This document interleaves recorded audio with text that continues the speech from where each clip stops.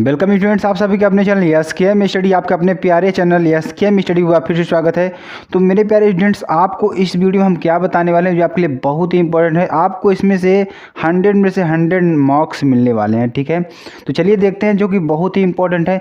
जो भी हम इंपॉर्टेंट चीज़ें आपको बताते हैं, आप प्रोवाइड कराते हैं, आप तुरंत ही कॉपी में नोट करके उसको रीड आउट कर लीजिए, ताकि आपको सारी चीज़ें क्लियर रहें, एग्जाम में आप अच्छे से नंबर मार्क्स पा सकें और अच्छे से अपनी पढ़ाई को कंटिन्यू कर सकें। चलिए स्टूडेंट्स, में जानते हैं क्या जानते हैं, आपको अच्छी तरीके से बताने का प्रयास करते हैं और समझाने का प्रयास करते हैं। देखिए, इसमें हम जानने वाले हैं क्लास 12 सब्जेक्ट इंग्लिश और 16 मोस्ट इंपॉर्टेंट टॉपिक के बारे में बात करेंगे, जो आपके एग्जाम में बहुत ज़्यादा पूछे जाते हैं। और अच्छी तरीके से आपको पता होगा कि जो हमारा ग्रामर का पोर्शन है, बहुत ही ज़्यादा नंबर देकर जाता है। तो आपको ऐसे स्टेज में क्या करना है, आपको अच्छी तरीके से पढ़ना है, अपने डेडिकेशन को, अपने दृढ़ निश्चय करके आपको अच्छी तरीके से मेहनत और लगन से इस एग्ज़ाम को टॉप करना है। आपको समय कम बचा है, आपके एग्ज़ाम लास्ट फरवरी ऐसे होने लगेंगे, ठीक है। लास्ट फरवरी या मार्च फर्स्ट वीक से होने लगेंगे। तो आप लोग अपनी तैयारी को कंटिन्यू करिए, ताकि आपकी जो एग्ज़ाम है अच्छी तरीके से संपूर्ण हो सके। देखिए, हम पहले टॉपिक की बात करेंगे, डायरेक्ट और इनडायरेक्ट स्पीच की बात करेंगे। इसमें पहले क्वेश्चन की बात करेंगे, आपको अच्छी तरीके से समझाने का प्रयास करेंगे। देखिए, जो ये प्रश्न दिए गए हैं, सारे प्रश्न एग्जाम में पूछे हुए प्रश्न हैं। आपको सारे प्रश्नों को करना होगा, अच्छी तरीके से समझना होगा, ताकि आगे कोई कठिनाई न हो। तो मेरे प्यारे स्टूडेंट्स, जो नए हैं चैनल को क्या कर लें, सब्सक्राइब कर लें, और जो स्टूडेंट्स हमारे पुराने हैं चैनल को शेयर कर दें और लाइक कर दें। चलिए स्टार्ट करते हैं और जानते हैं इसको सॉल्व करने का तरीका, कैसे इसको सॉल्व करेंगे, अच्छी तरीके से समझने का प्रयास करते हैं। देखिए, पहला प्रश्न हमारा क्या है, पहला क्वेश्चन हमारा क्या है कि ही सेड, कामा और यूनिट कामा लगा देंगे, God rules and governs on things, ठीक है, गवर्न्स ऑल थिंग्स, ठीक है।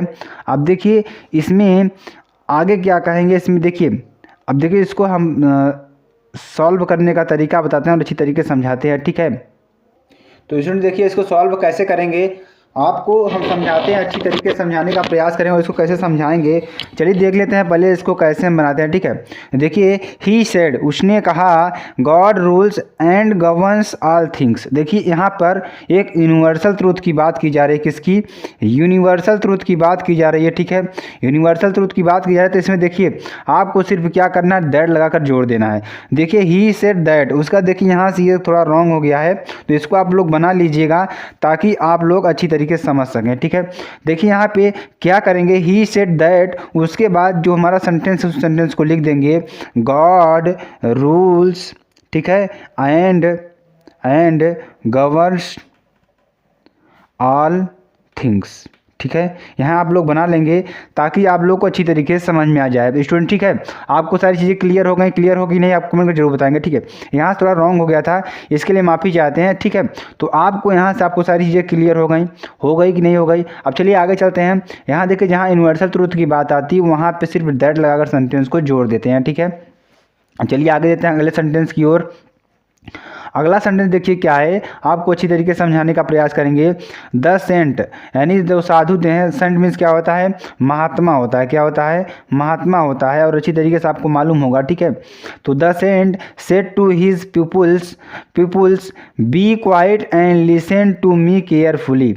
वह कह रहा है कि मुझे आप शांत रहें और मुझे सुने ध्यानपूर्वक, ठीक है।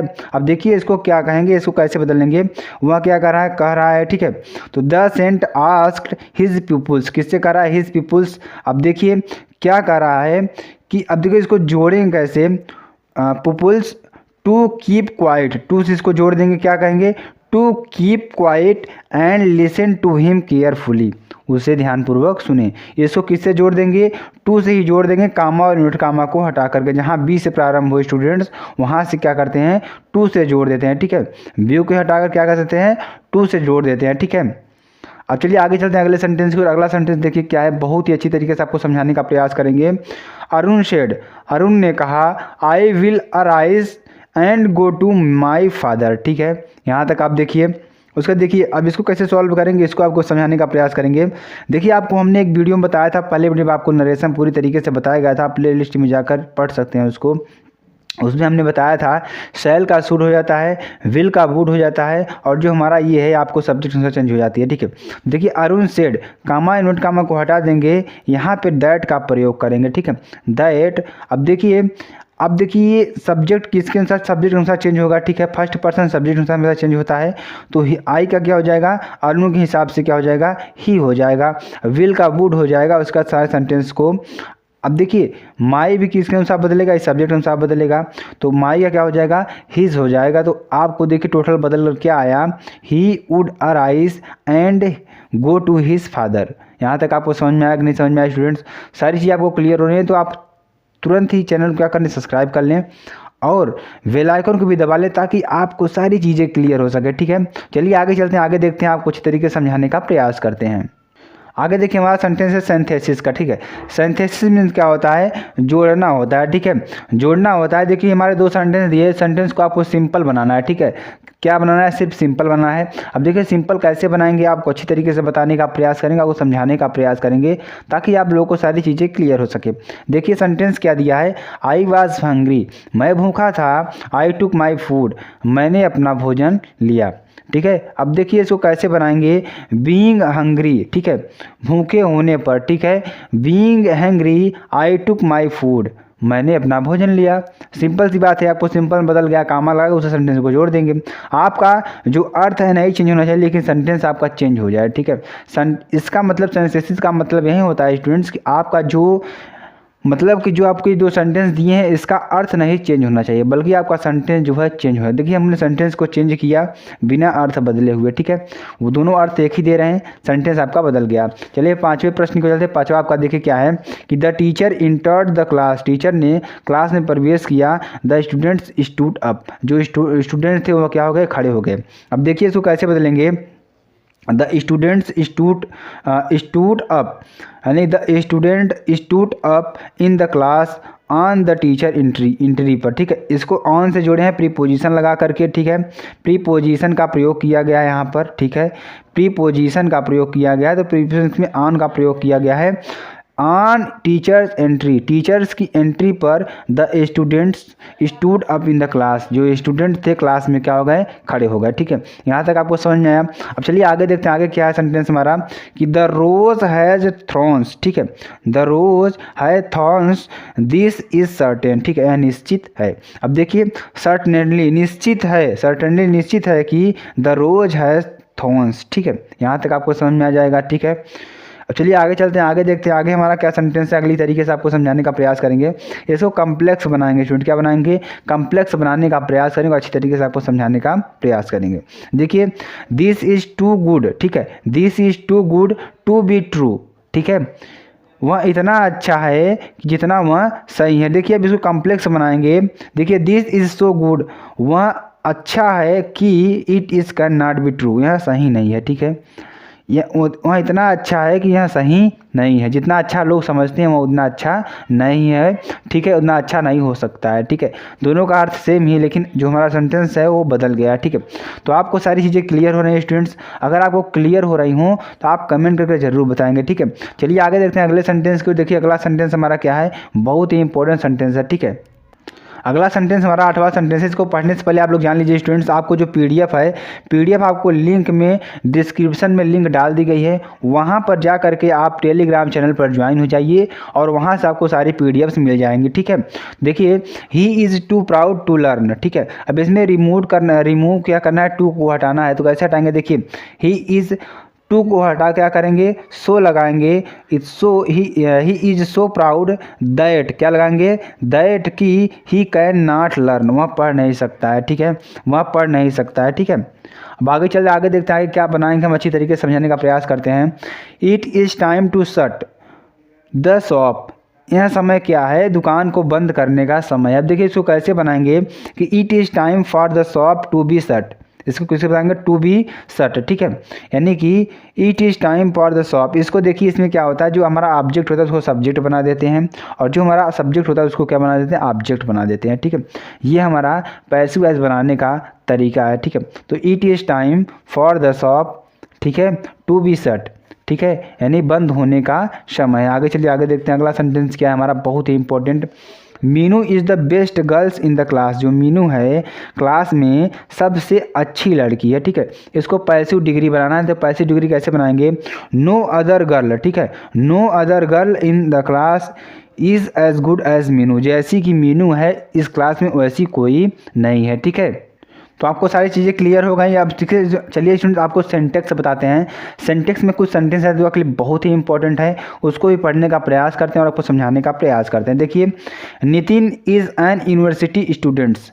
देखिए इसमें क्या एरर है, सेंटेंस का मतलब क्या होता है स्टूडेंट्स, एरर को पहचानना होता है। आपको एरर को इसमें पहचानना होता है, क्या सेंटेंस में एरर है आप उसको लिख लेना है। ठीक है, अब देखिए इसमें Nitin is an university students, अब देखिए इसमें क्या एरर है इसको हम बताने का प्रयास करते हैं। तो Nitin is a university students, न कि एन यूनिवर्सिटी स्टूडेंट्स होगा। ठीक है, क्योंकि आयन नहीं होगा, यहाँ पे क्या होगा, ए का प्रयोग होगा। ठीक है, चलिए आगे देखते हैं आगे कौन सा सेंटेंस है जिसको हम एरर को समाप्त कर सकते हैं।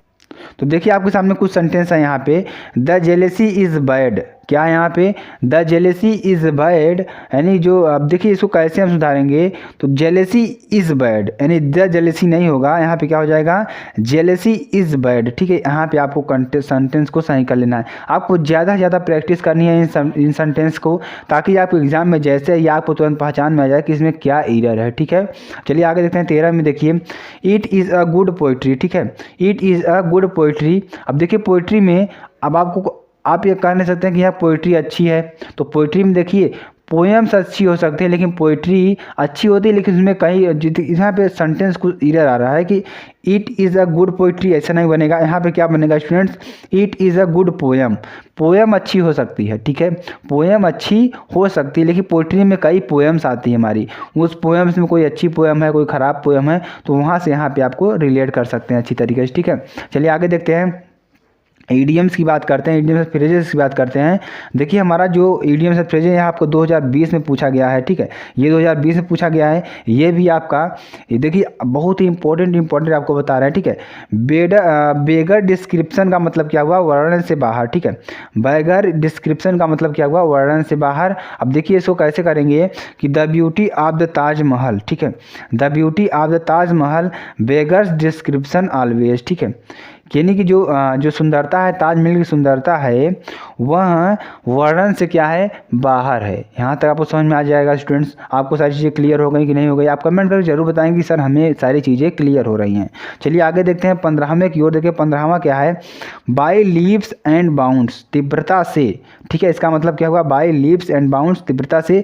देखिए प्रश्न कब कितनी बार पूछा गया, 13, 14, 16, 17, 16, 18 और 19, यानी कि आपको 5 साल पूछे गए हैं। ठीक है, अब देखिए आपको ये प्रश्न बहुत ही इंपॉर्टेंट हो सकता है। ठीक है, अब देखिए इसको हम बनाएंगे सेंटेंस में, कैसे बनाएंगे कि our country is making progress by leaps and bounds, यानी हमारी जो कंट्री है बहुत तेज़ी से प्रोग्रेस कर रही है, विकास कर रही है। यहाँ तक आपको समझ में आ जाएगा। Bring to book. ठीक है, आरोप तय करना, क्या होता है इसका, आरोप तय करना। ये भी प्रश्न आपका 2020 में पूछा गया प्रश्न है। ठीक है, चलिए इसमें देखिए इसको सेंटेंस में कैसे बनाएंगे स्टूडेंट्स कि the convict was brought to book by the जज। ठीक है, यहाँ हो जाएगा यानी कि the convict was brought to book by the जज। ठीक है, यानी कि जज के द्वारा इस पर आरोप तय किया गया। ठीक है, तो यहाँ तक आपको सारी चीज़ें क्लियर हो गई स्टूडेंट। अगर आपको क्लियर हो गई हो तो आप चैनल को लाइक कर सकते हैं, कमेंट कर सकते हैं, शेयर कर सकते हैं, और आपका वीडियो कौन सा पार्ट अच्छा लगा आप कमेंट में जरूर बताएंगे। और यहाँ पर बात करते हैं आपकी जो पीडीएफ्स है, पीडीएफ आपको मिल जाएंगी, लिंक डिस्क्रिप्शन में दे दिया गया है टेलीग्राम चैनल का, वहाँ पर जाकर के आप ज्वाइन होकर के लिंक यानी सारी पीडीएफ्स को पढ़ सकते हैं। फिर मिलते हैं स्टूडेंट नेक्स्ट वीडियो में। जय हिंद, जय भारत।